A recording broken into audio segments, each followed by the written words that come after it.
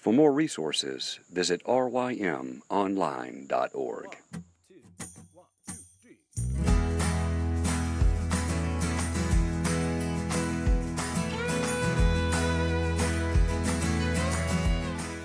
The Local Youth Worker is a daily podcast that's centered on 5 questions each week. Ranging from the practical to the professional, we're looking for answers to the questions you're asking.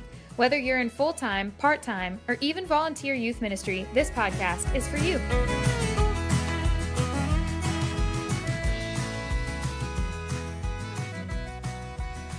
All right, everybody, welcome back. We're talking with Collin Hansen all this week, talking about questions focused on his book, Young, Restless, Reformed.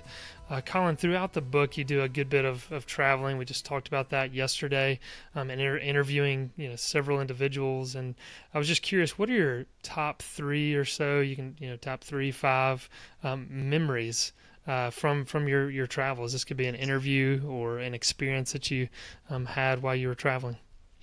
Gosh, there were a lot of them, John. One of the most fascinating parts there was being able to go back, go to Yale University, go down in their Beinecke Rare Books library, and to sit there and actually to look at and to hold a copy of the notes that Jonathan Edwards used to preach his most famous sermon, and probably the most famous sermon in American history, Sinners in the Hands of an Angry God.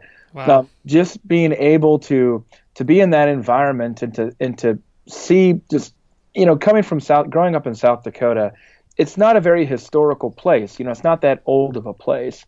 But going back into New England and going back into the early 1700s and thinking about what it would have been like back then was just absolutely fascinating to me, and fascinating to juxtapose that with today.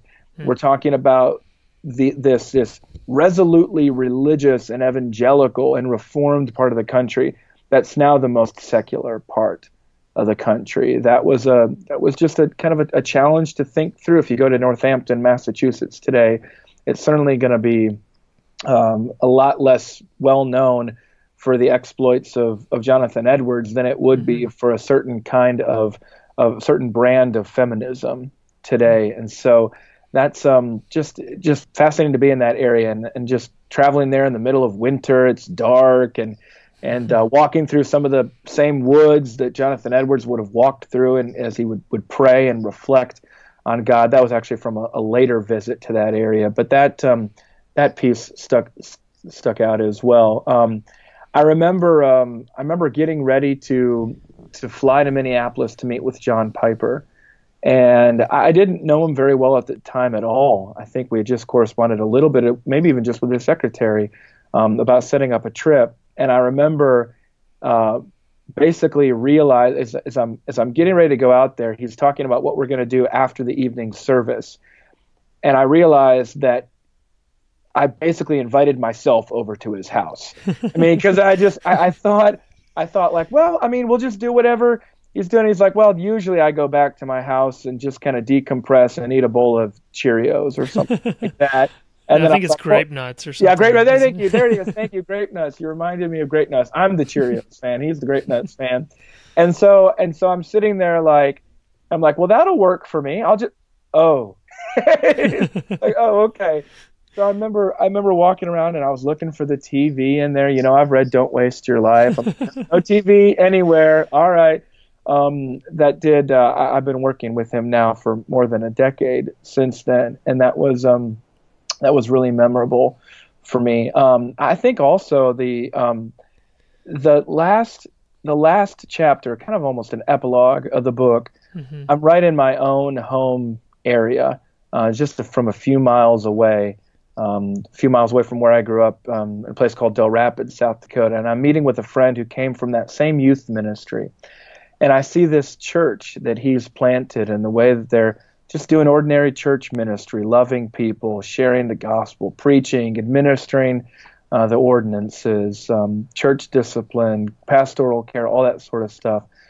And I'm hearing about just this network of churches planted and revitalized and transformed in all sorts of different small towns throughout South Dakota where I grew up. And I just remember thinking, this is so different from anything that I ever experienced growing up and anything that I ever would have expected growing up. And even since then, the town where actually the Baptist church where a lot of the leaders had been instrumental in this revival ministry where I came to know the Lord, they just hired a pastor who helped find that job through the Gospel Coalition's job board.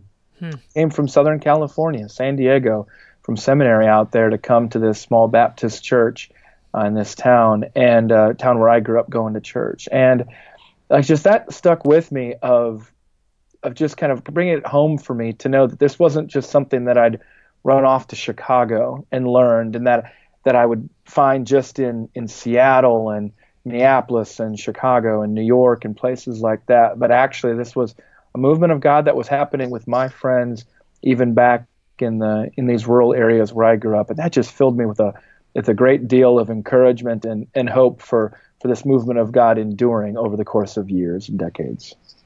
Yeah, that's excellent. And I know, like you said, there's so many memories, so many experiences, so many interviews you had with people who were, more on the famous end of the spectrum, and then those who were just college students. So I'm sure we could fill up an entire podcast easily just discussing those.